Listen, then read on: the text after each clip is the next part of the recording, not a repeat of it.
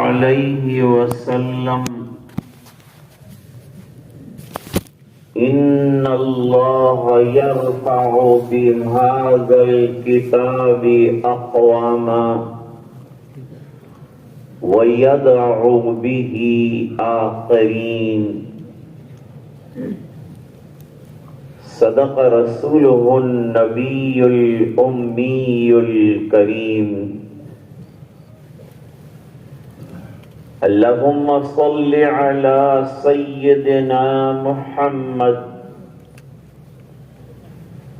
وعلى آل سيدنا محمد وبارك وسلم.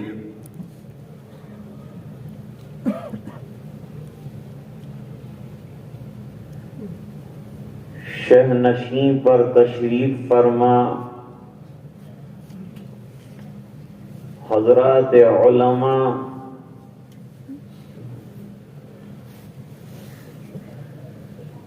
مجمع میں تشریف رکھنے والے علماء و حفاظ،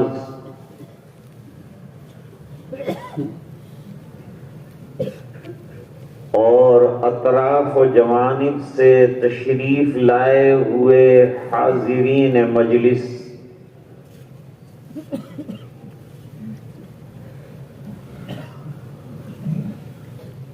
3 سالوں کے بعد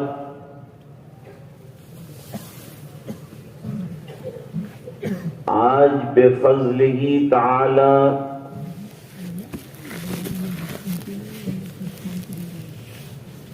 ایک بار آنکھوں کو یہ روح پرور منظر دیکھنے کا موقع دستیاب ہوا.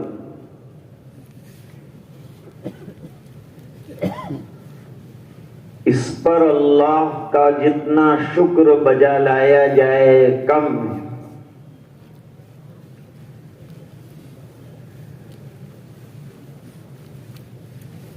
مدرسے کی محنتوں کے 2 حاصل،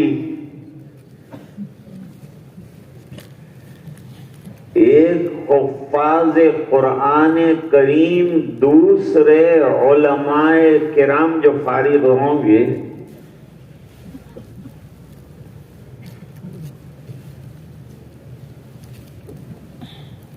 ان میں سے ایک تازہ پر مسرت موقع ہمارے ہاتھ میں ہے.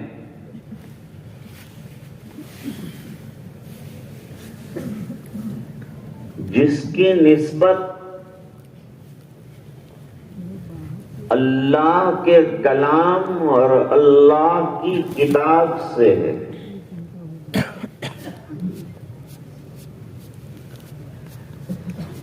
گر تمی خواہی مسلمان زیستن، نیست ممکن جز بقرآن زیستن.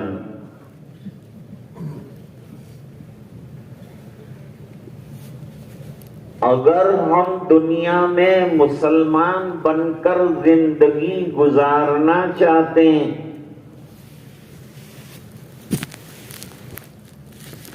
تو قرآن کریم کی مضبوط رسی کو تھامنا پڑے گا، جس کا نتیجہ انشاءاللہ جنت ہوگا.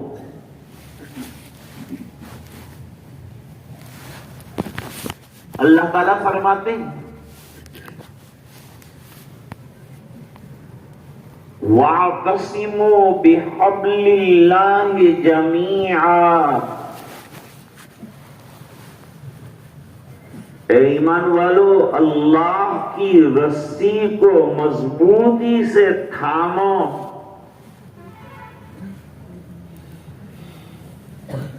اور حضرت عبداللہ ابن مسعود رضی اللہ تعالیٰ عنہ فرماتے ہیں حبل اللہ الممدود من السماء هو القرآن. یہ جو اللہ تعالیٰ نے آسمان سے لفٹ ہمارے لیے اتاری ہے یہ قرآن ہے.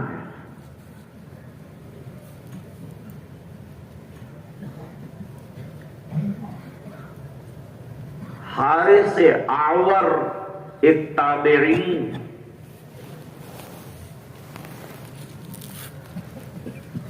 وہ مسجد میں سے گزر رہے تھے تو مسجد میں کچھ لوگوں کو باتیں کرتے ہوئے دیکھا کہ فضول باتوں میں لگے ہیں۔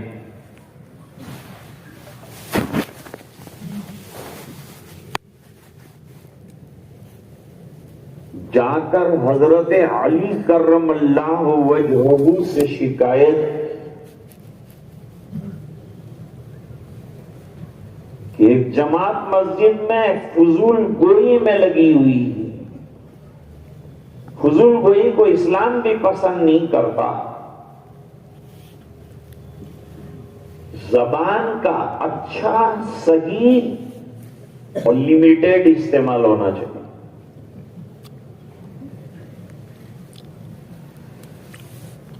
اللہ والے زبان کا ایسا استعمال کرتے ہیں سنبھل کر، جیسے بخیل پیسے استعمال کرتا ہے۔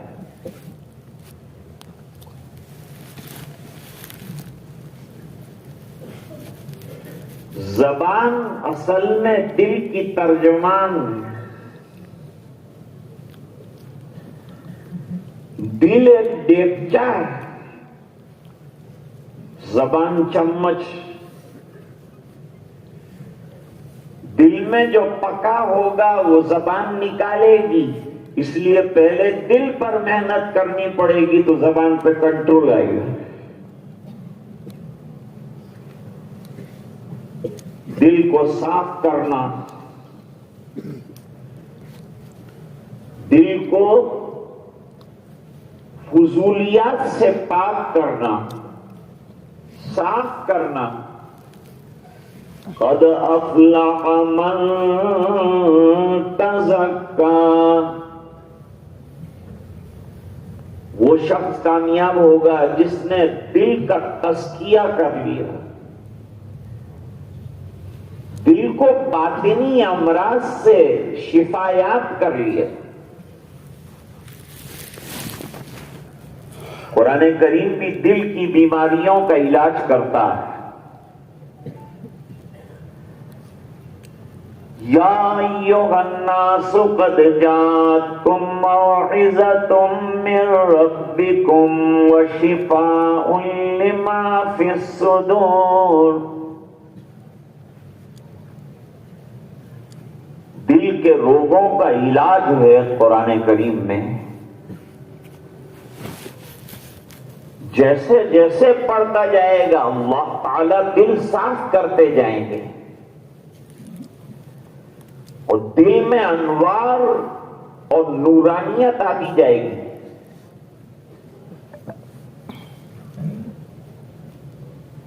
قرآن کریم اندر کو بھی روشن کرتا ہے اور باہر کے ماحول کو بھی روشن کرتا ہے۔ جہاں پڑھا جائے وہاں بھی سکینہ اور نور آتا ہے۔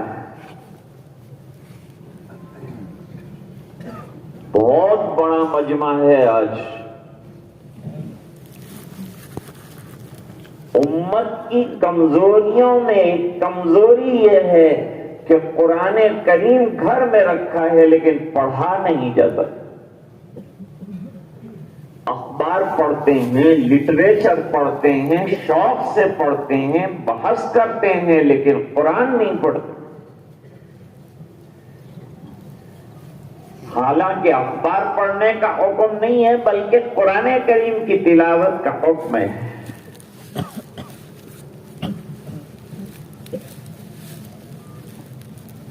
اندر بھی انوار آ جائیں گے، باہر بھی انوار آ جائیں گے۔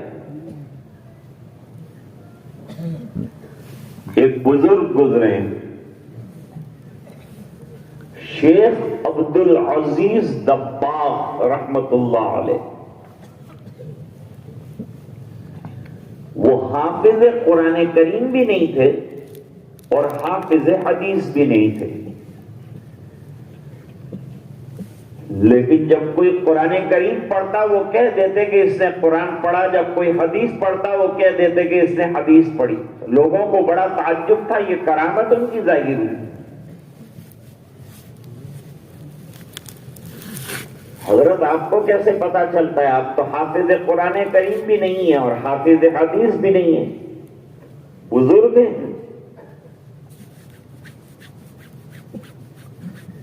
اللہ تعالی اپنے خاص بندوں کو بصیرتیں عطا کرتے، بصیرت کی روشنی میں دیکھتے ہیں.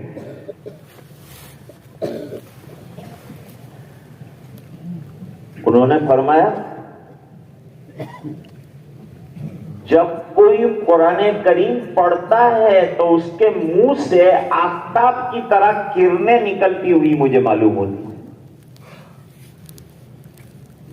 اس سے مجھے پتا چلتا ہے کہ اس نے قرآن کریم پڑھا ہے. جب کوئی حدیث شریف پڑھتا ہے تو اس کے منہ سے چاند جیسی چاندنی نکلتی ہوئی معلوم ہوتی ہے. اس سے پتا چلتا ہے کہ یہ حدیث شریف پڑھ رہا. لوگوں نے امتحان بھی کیا، اس میں بھی وہ کامیاب نکلے.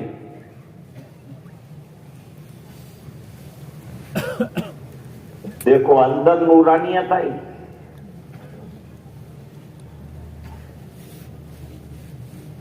آج اکثر گھروں میں شکایت ہے کہ ہمارے یہاں باہر کا اثر ہے،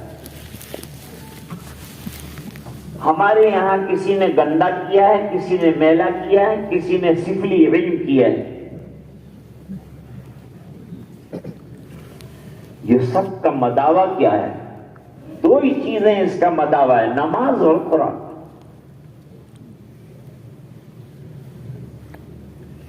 میرے والد صاحب رحمت اللہ علیہ کو ایک جگہ بلایا گیا، لے گئے، مکان میں گئے. میرے والد صاحب ویسے ہی اذان ہوئی اور مائک جو ہے ان کی کھڑکی کے اندر لگا ہوا تھا مسجد کا. کیا پرابلم ہے تمہارے مکان میں؟ تو حضرت کچھ گھر میں سکون نہیں ہے، پریشانیاں ہیں، کچھ شیطانی اثر ہے. میرے والد صاحب نے پوچھا کہ اذان کتنے وقت سنائی دیتی ہے؟ فرمایا 5 وقت. میرے والد صاحب نے فرمایا حدیث شریف میں ہے کہ جب اذان ہوتی ہے تو شیطان بھاگ جاتا ہے اور اتنی دور چلا جاتا ہے جہاں اذان کی آواز نہیں آتی. آپ کے گھر میں جب 5 وقت اذانیں ہوتی ہے تو شیاطین کے ٹھہرنے کا تو کوئی سوال پیدا نہیں ہوتا. آپ نماز کی پابندی کرتے ہیں کہ نہیں؟ انہوں نے کہا نہیں کرتے. بہت شوق سے ہم نے مائک فٹ کروایا ہے لیکن مسلح لپیٹ کے رکھے ہوئے ہیں، قرآن طاقوں میں سجے ہوئے ہیں، پریشانیاں گھر میں ہیں. میرے والد صاحب نے ان سے کہا جب اللہ نے آپ کو اتنی بڑی نعمت سے نوازا ہے تو نماز کی پابندی کرو. سامنے مسجد ہے اور نماز نہیں پڑھتے. یاد رکھیے جتنی عبادات ہیں ان تمام میں نہایت اہم ترین عبادت نماز.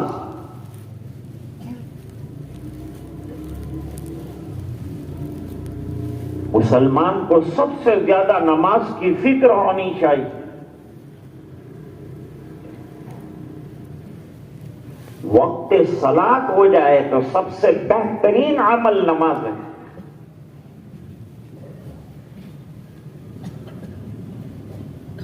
آج ذرا آنے میں گڑبڑ ہوئی. مولانا ہاشم صاحب دامت برکاتہم لینے کے لیے ادھر پہنچے، فون پر رابطہ علیک سلیب کے بعد پہلے نمبر پر انہوں نے سوال کیا کہ ظہر کی نماز آپ نے ادا کی؟ ایمان والے کو نماز کی فکر ہونی چاہیے. عالم دین کو نماز کی فکر ہونی چاہیے.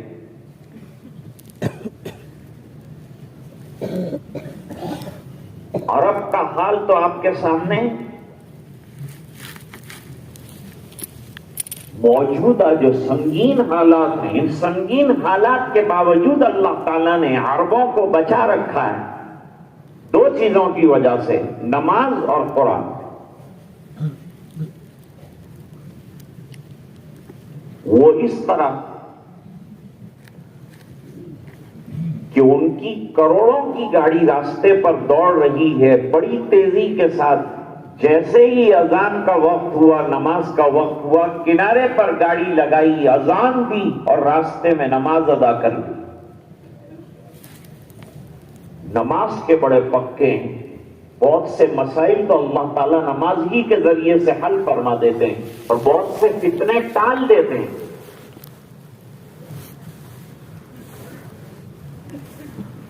دوسری ان کی خوبی کیا ہے؟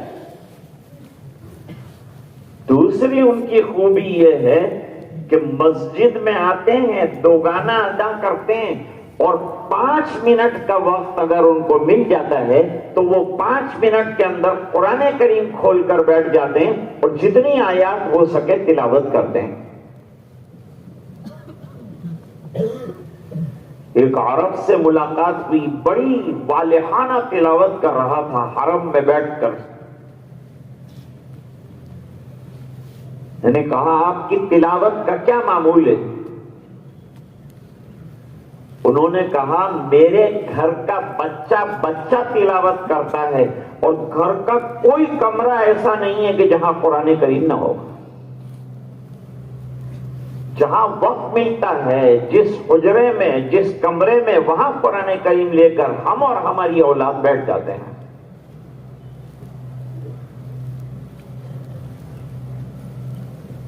مت سمجھو کہ قرآن کریم سمجھ میں نہیں آتا تو پڑھنے کا کیا فائدہ.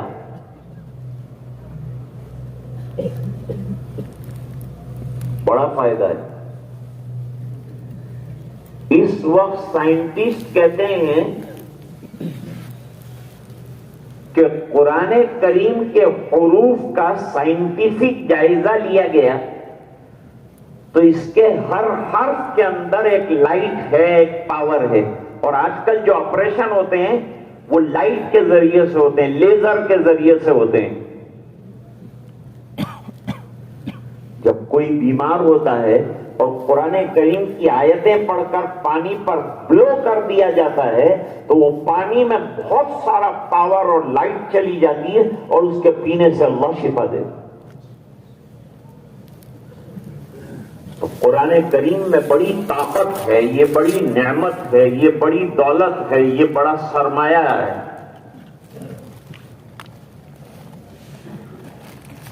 ہم کو تو آقا نے 1400 سال پہلے یہ بات سمجھائی.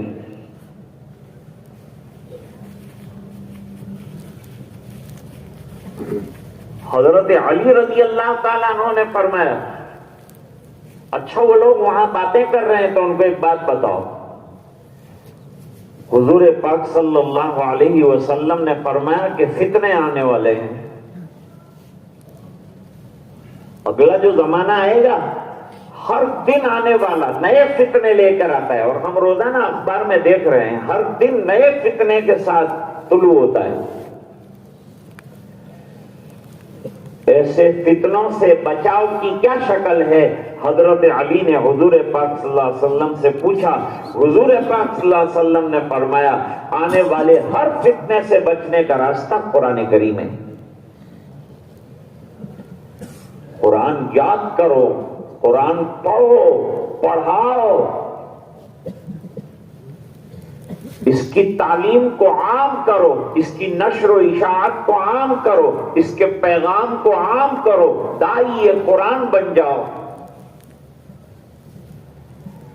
حدیث شریف میں فضیلت بیان فرمائی،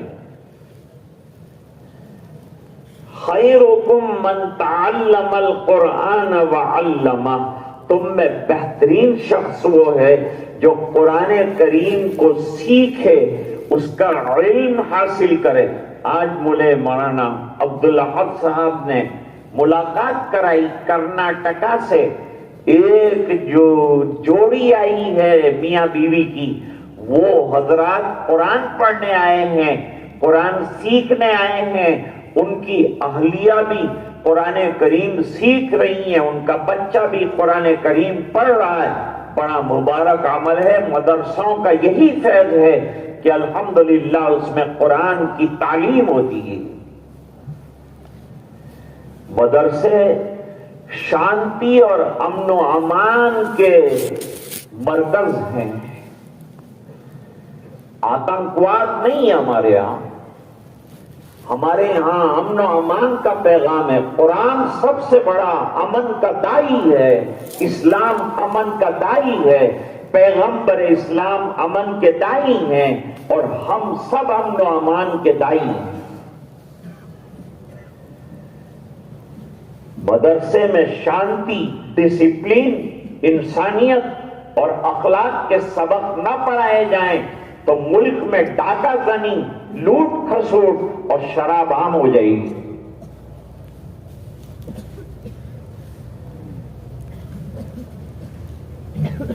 یہ قرآن کریم جی کی برکت ہے کہ اتنا بڑا مجمع اتنی خاموشی کے ساتھ اور اتنے سکون کے ساتھ باوقار بیٹھا ہے، اس لیے کہ نسبت قرآن کریم کی ہے۔ ورنہ دنیاوی کوئی نسبت ہوتی تو یہاں شور شرابہ ہوتا، ان کو کنٹرول میں لانا مشکل ہوتا، لیکن نسبت قرآن کریم نے آپ کو ایسا بٹھایا ہے جیسے آپ کے سروں پہ پرندے بیٹھے ہوں۔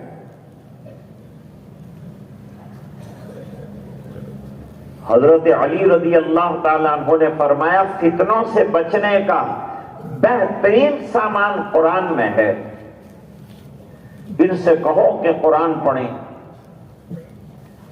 قرآن کریم میں کیا ہے؟ قرآن کریم میں مستقبل کی پیشنگوئیاں ہیں، نشانیاں ہیں، گزشتہ لوگوں کے حالات، مثالیں، واقعات، احکام ہیں، اور قرآن کریم میں مسائل ہیں، بشارتیں ہیں، وعیدیں ہیں۔ دنیا کی کتابیں زمانے کے آگے بڑھنے کے ساتھ فرسودہ اور بیکار ہو جاتی ہے، اور قرآن کریم ایسی کتاب ہے کہ ہر دن اس کی ضرورت محسوس ہو کر یوں لگتا ہے کہ یہ کتاب اب جوان ہو گئی ہے، یہ جوان کتاب ہے، یہ زندہ کتاب ہے۔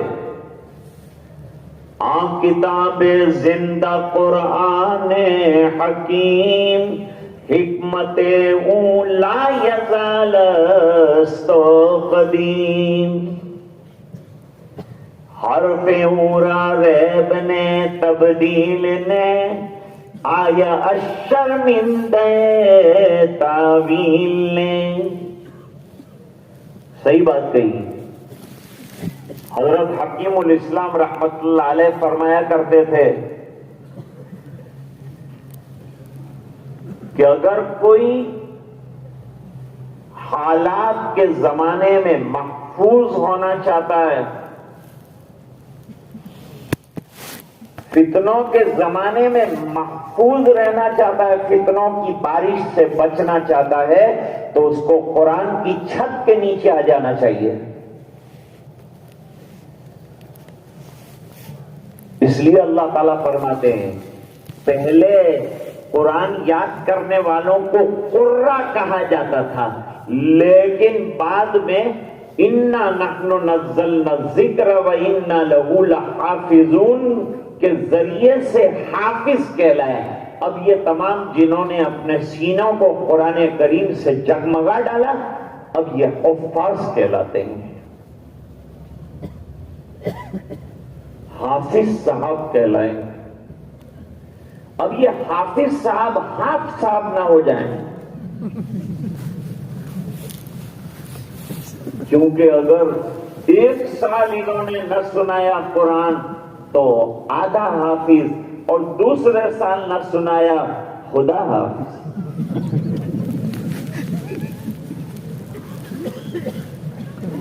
ہاف سال اس لیے کہتے ہیں کہ آدھا قرآن یاد ہے آدھا بھول گئے. اگر واقعی حافظ صاحب بننا ہے تو یہ کہ ہر قرآن کریم کا یاد رکھنا پڑے گا اور قرآن کریم کا دور جاری رکھنا پڑے گا اور مرتے دم تک جاری رکھنا پڑے گا. جیسے مفتی عبدالرحیم صاحب لاجپوری رحمت اللہ علیہ نابینا ہو گئے تو پڑھ نہیں پاتے تھے تو روزانہ ایک پارہ قرآن کریم کا سننے کا معمول بنایا تھا اور یہ سنتے سنتے دنیا سے تشریف لے گئے. علماء نے لکھا ہے کہ جو چاہتا ہو کہ اس کا دماغ بڑھاپے میں سٹیا نہ جائے، معاوف نہ ہو جائے، اس کو چاہیے کہ تلاوت قرآن کرے. کتنے فوائد ہیں قرآن کریم کے. نہ سمجھ میں آئے تو کیوں پڑھیں. ڈاکٹر کے یہاں جاتے ہیں، وہ لال گولی پیلی گولی لکھتا ہے، ہم کو کیا سمجھ میں آتا ہے، پھر بھی ہم کھاتے ہیں کہ نہیں کھاتے. ہم کو کیا معلوم کہ لال گولی کیا ہے اور پیلی گولی کیا ہے. اس نے کہہ دیا صبح لال لو دوپہر پیلی دو. ہاں ڈاکٹر صاحب آپ جیسی گولیاں کھلائیں گے ہم کھا جائیں گے. اب ایک بادشاہ بیمار ہو گیا، بیمار ہوا، بہت سے علاج کیے. اس زمانے میں ڈاکٹر تو تھے نہیں، یونانی طبیب تھے پرانے لوگ. ان کو بلایا اور علاج معالجہ شروع ہوا.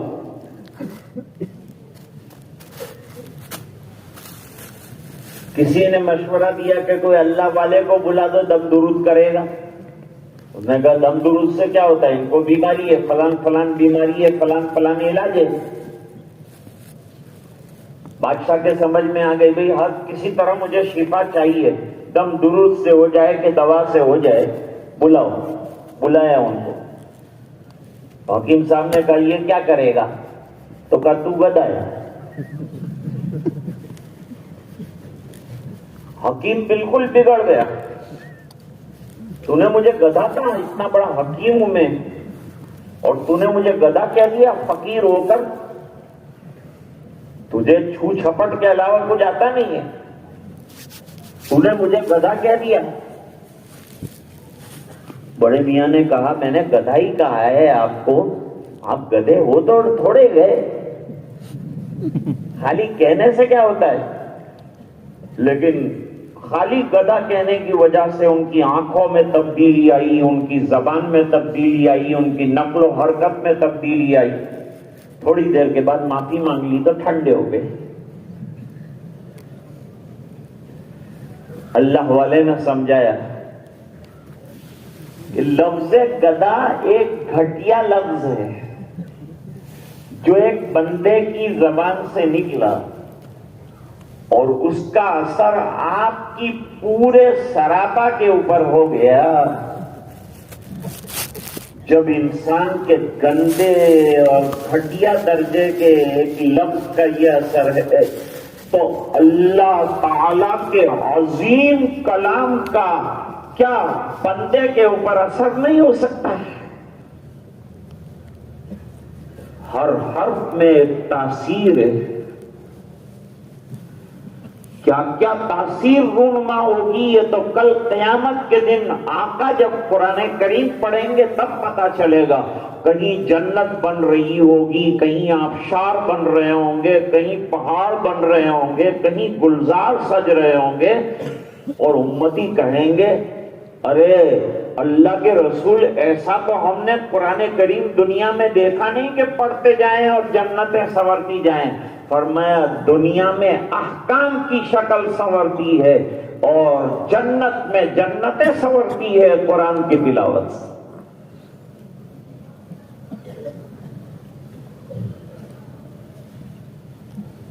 تو یہ تو حضرت علی کرم اللہ وجہہ کی بات میں نے کہی کہ فتنوں سے حفاظت کا بہترین ذریعہ قرآن کریم ہے.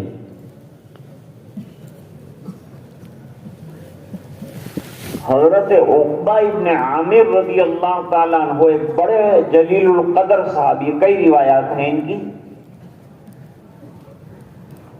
فرماتے ہیں کہ حضور پاک صلی اللہ علیہ وسلم نے ایک دن اصحاب صفہ کے پاس آ کر فرمایا، صفہ ایک چبوترا تھا اور وہاں طالب علم صحابہ کرام جن کے پاس کچھ نہیں ہوتا تھا وہ قرآن کریم پڑھنے کے لیے اور احادیث پڑھنے کے لیے اور سرکار سے اسباق حاصل کرنے کے لیے آتے تھے۔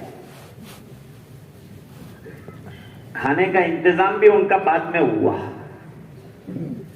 پہلے کھانے کا بھی کوئی انتظام نہیں تھا۔ ابو ہریرہ اسی اصحاب صفہ کے طالب علم ہیں، بھوکے رہتے تھے، فاقہ کشی کرتے تھے اور علم حاصل کرتے تھے۔ علم کے لیے تو محنت کرنی پڑتی، علم ہے اونچی چیز، لیکن اس کے لیے محنت اور مجاہدہ، قربانیاں درکار ہیں، اس کے بغیر کچھ نہیں ہوتا۔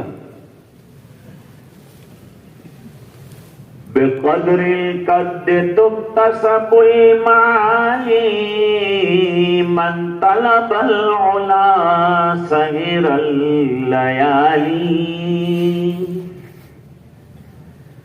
جتنی محنت کرو گے اس کے مطابق اللہ تعالیٰ دیں گے۔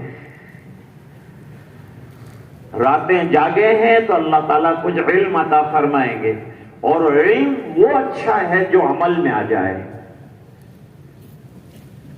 علم نافع کسے کہتے ہیں؟ جو عمل صالح پر انسان کو ڈال دے، اس کو علم نافع کہتے ہیں۔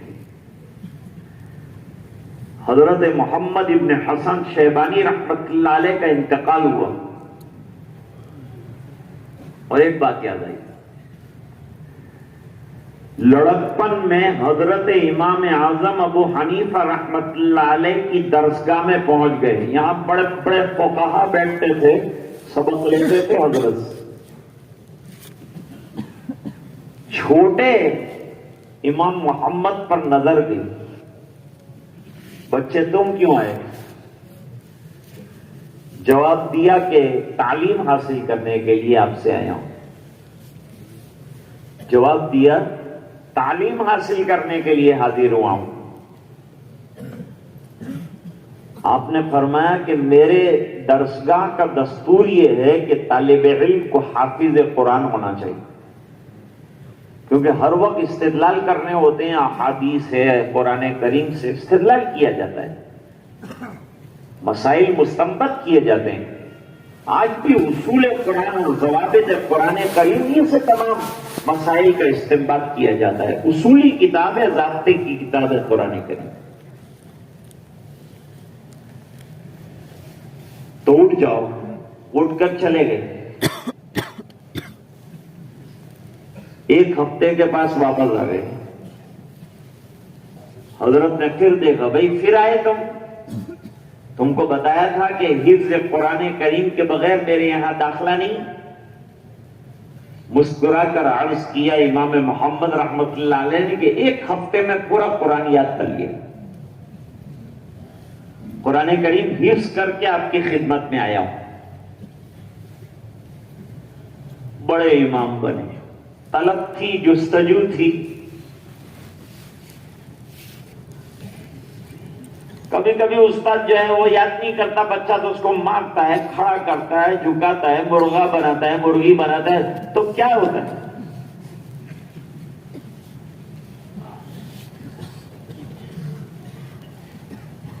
اس سے کام نہیں چل پاتا۔ ہمارے بزرگ فرماتے تھے کہ جننے والی میں زور نہ ہو تو دائیں کتنا زور لگے گی۔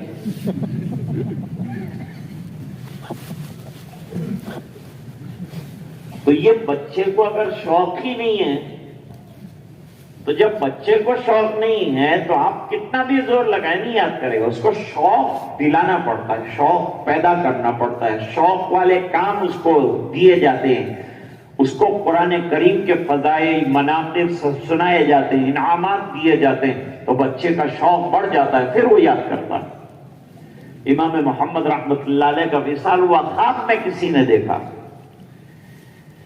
کیا معاملہ کیا؟ فرمایا اللہ تعالیٰ نے بخشش فرما دی، مغفرت فرما دی۔ کیا سوال ہوا تھا؟ کب پوچھا گیا کیا لے کر آئے ہو؟ تو کہا مغفرت کی امید لے کر آیا ہوں، بخشش کی امید لے کر آیا ہوں اے الہ العالمین۔ تو اللہ تعالیٰ کی طرف سے فرشتوں نے جواب دیا کہ اللہ فرماتے ہیں کہ اے محمد، اگر تجھے جنت نہ دینی ہوتی اور مغفرت نہ کرنی ہوتی تو تجھے علم سے نوازتے نہیں۔ آپ کا مدرسے میں آ جانا اور یہ علم حاصل کرنا بہت بڑی نعمت ہے، یہ اللہ کی طرف سے۔ یؤتی الحکمت من یشاء ومن یؤت الحکمت فقد اوتی خیرا کثیرا۔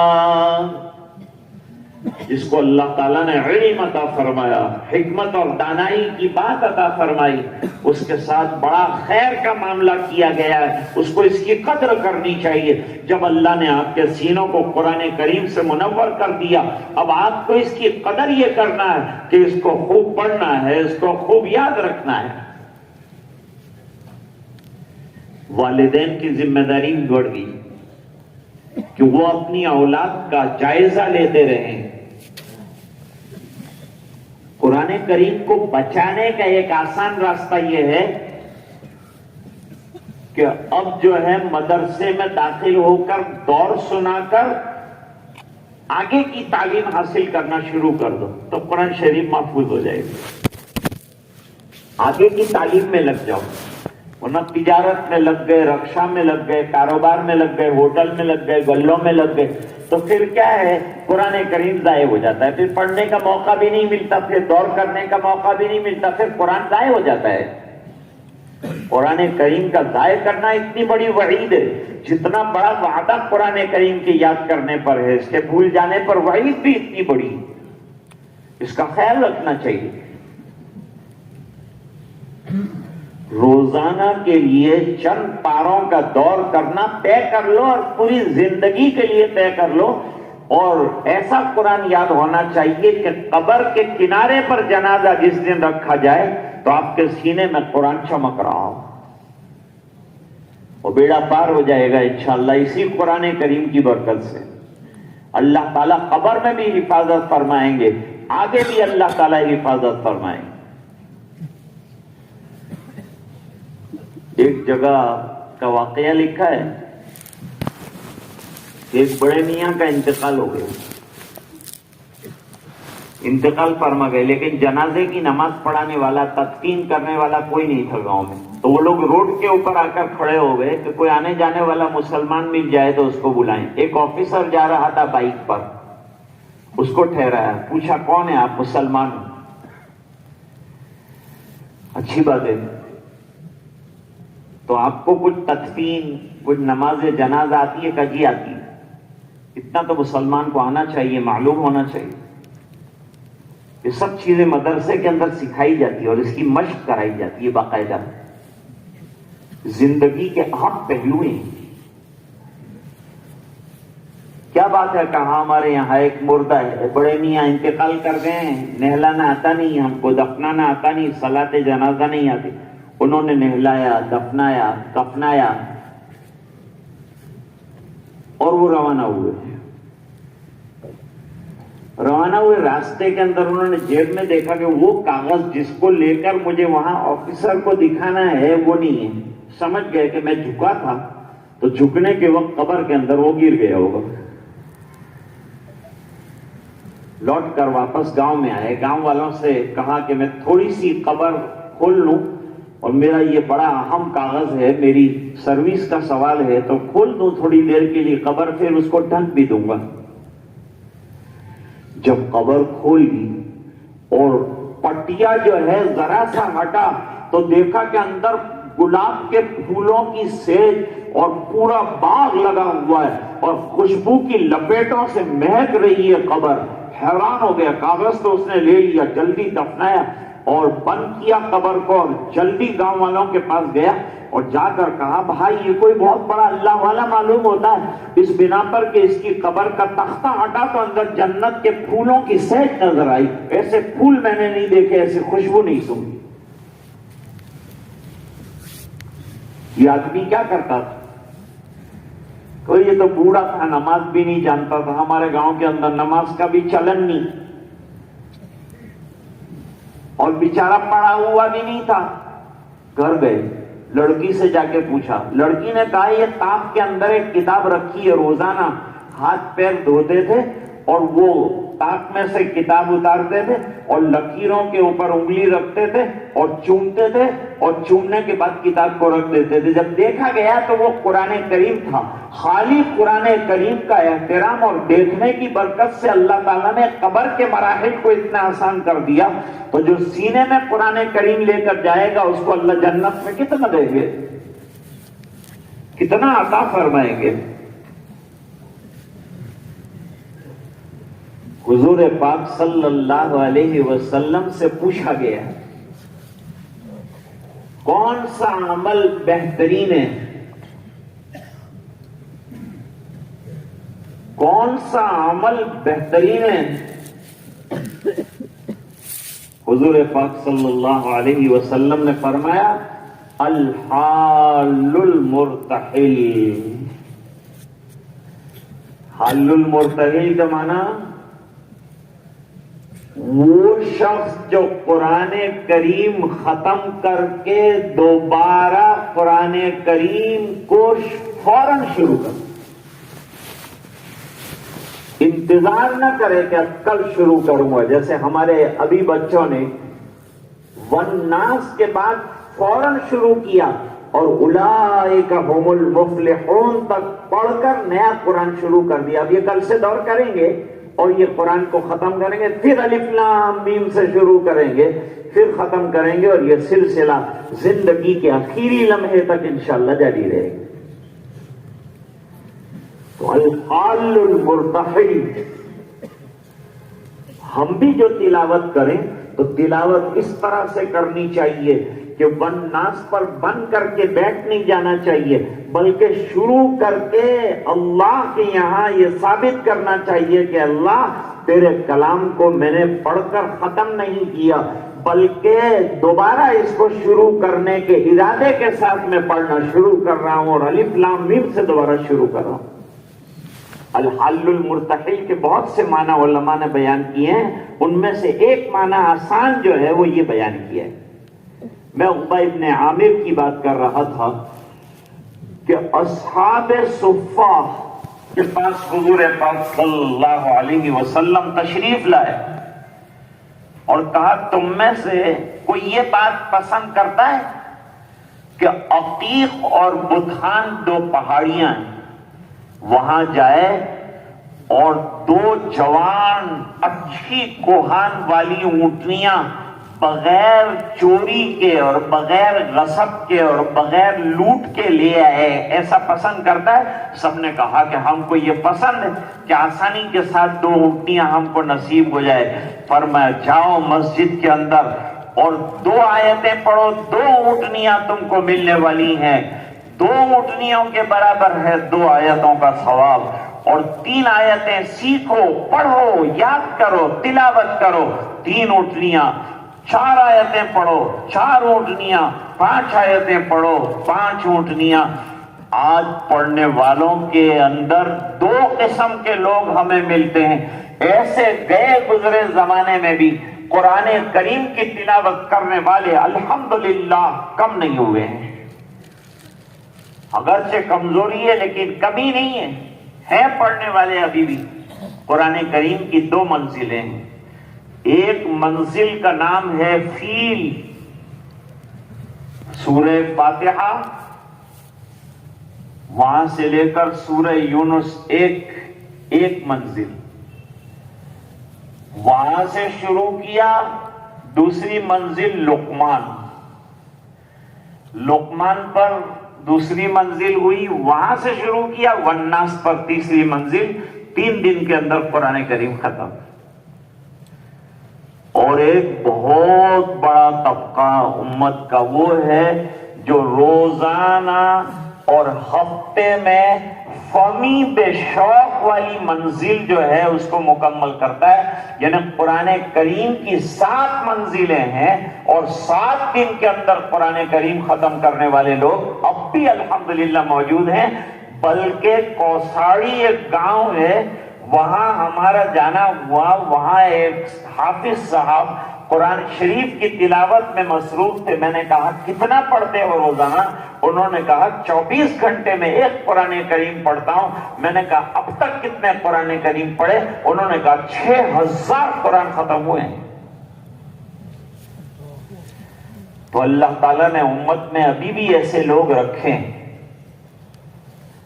حضرت مولانا اسماعیل بداخ صاحب رحمت اللہ علیہ مدینہ منورہ میں، حضرت شیخ الحدیث مولانا زکریا صاحب مہاجر مدنی قدس سرہ العزیز کے مجازین میں سے تھے.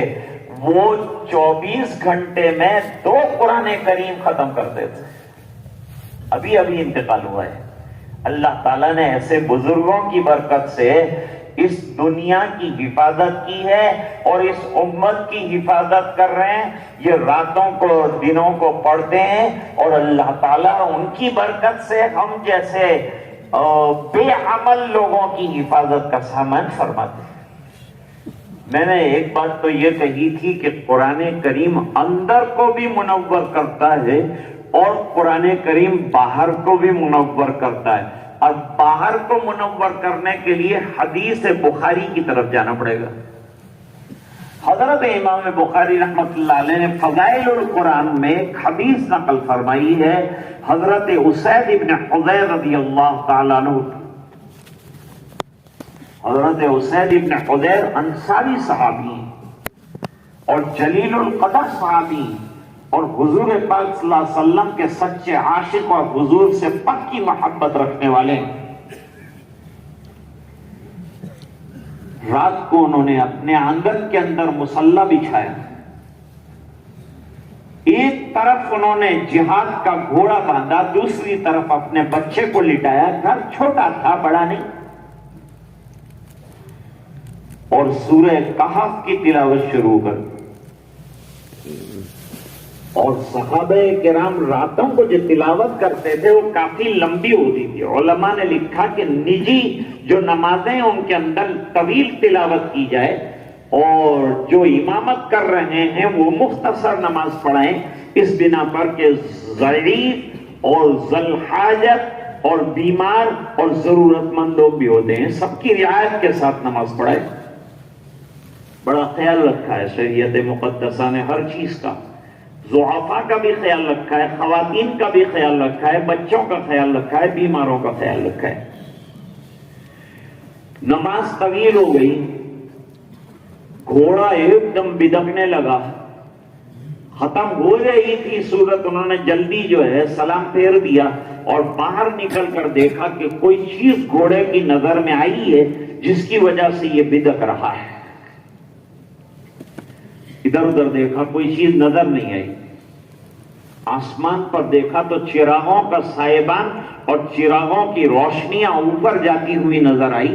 یہ منظر سمجھ میں نہیں آیا اسید ابن حضیر رضی اللہ تعالیٰ عنہ کو.